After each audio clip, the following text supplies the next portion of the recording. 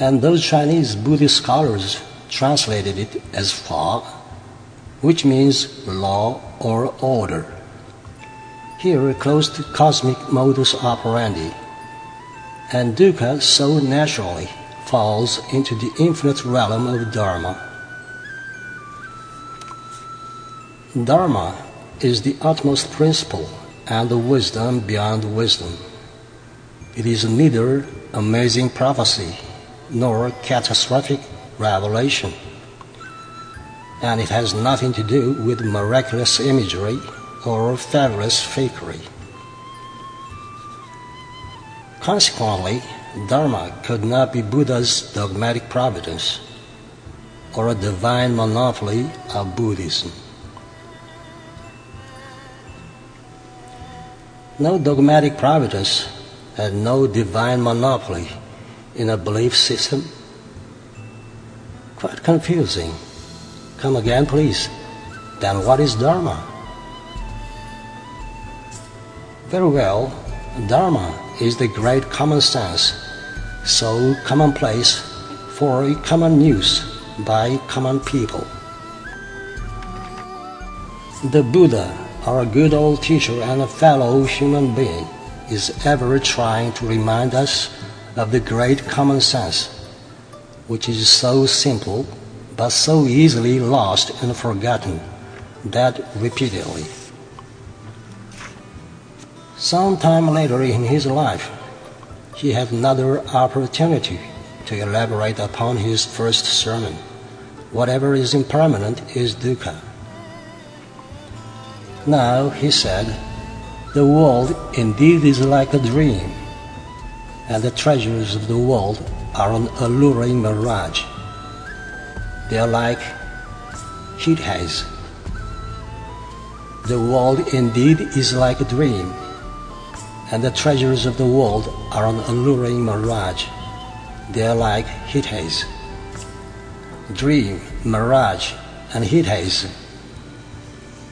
His poetic interpretation of impermanence here seems near to evanescence. And we have quite a similar word in Korean. It is todopsum. This word todopsum carries some different meanings together. Brevity, being temporary, transitory, transient and ephemeral. So now it may be understood that evanescence is dukkha, but not generic suffering. Yet some people still seem to helplessly get possessed with a narrow definition of dukkha, and they are too ready to shrug their shoulders. Oh no, suffering here, suffering there. Buddhism is so negative and pessimistic. And some others are going even further and laboring so hard to push Buddhism into the mold of nihilism, anarchism, or communism, as much as their class, culture, and dignity call for. Well, such suffering without buffering. Anyway, in order to supplement or replace the word suffering, some sensible and prudent people recently tried different versions of dukkha: stress, sorrow, agony, anxiety, dissatisfaction, discomfort, affliction, anguish, misery, frustration, and so on. And others prefer malaise or angst. They all still sound somewhat negative or passive, but I think it is a step forward. And I agree, each of them has its own merits, making sense in a given context. Even then, I'd like to advise you better not rest assured of any one particular translation. Personally, I'm inclined to think these days that dukkha means to be away from what is desirable, comfortable, and familiar. Yes, To be off and away from what is desirable, comfortable, and familiar means dukkha. Well, it might be somewhere between uneasy and inconvenient. As somewhere between uneasy and inconvenient, but it is not suffering yet. And you don't have to be down, nervous, or fearful so hastily ahead. You will just take it easy and release yourself. Why?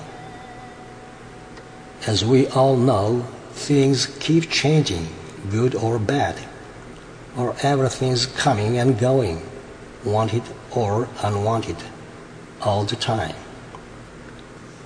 And now, here is my suggestion.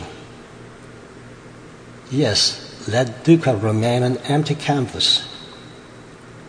Once a great artist admired that an empty canvas is a living wonder. And yes, this is, the very gist of Heart Sutra. Whatever is form, that is emptiness. Whatever is emptiness, that is form. Let me repeat. Whatever is form, that is emptiness. Whatever is emptiness, that is form. Well, as such, nowadays in many of the Buddhist literatures in English, dukkha is often left untranslated. I mean, in the Buddhist scriptures, texts, journals, and even in the internet Dharma talks. I'm quite sure this approach may help encompass its full range of meaning. The long words in English like guru, yoga, and avatar. They're already as familiar as orange, sugar, coffee, tea, chocolate, tomato ketchup, etc., which have been adopted into English far earlier. And such borrowed words as trauma, charisma, déjà vu, and catharsis are no longer strangers. The same is true of Buddhist terms like karma or kamma, sutra or sutta, nirvana or nibbana, mandala and samadhi, just to name a few. So, let's leave dukkha alone, and it will set us free. Rather, we should try to broaden and deepen our understanding of primordial concept of dukkha. That's what Buddhist meditations and other practices are meant for. Right understanding of dukkha is the prerequisite for embracing Buddhism. Dukkha is the first keyword for the gateless passage toward the serene, calm, and peaceful shelter of Dharma. What is dukkha? Why is dukkha? Is it possible to be free from dukkha? Then, what to do and how? What is dukkha? Why is dukkha? Is it possible to be free from dukkha? Then, what to do and how? This is what the Buddha, our ever-smiling teacher, is trying to tell us about. And his most compassionate and ultimate answers for these questions are revered with gratitude evermore. They are the Four Noble Truths. Well, now, to finish my talk today, I have to go back to where I started. The inquisitive student I mentioned earlier successfully completed his courses here in Korea later that year. And shortly before his return home, we strolled around the royal secret garden, simply hushed and white with the first snow of the year. I smiled at him and asked, "My dear friend, do you still believe Buddhism teaches pessimism?" And he shook his head and said, no. So I asked again, oh then, it teaches optimism? Again he answered, no.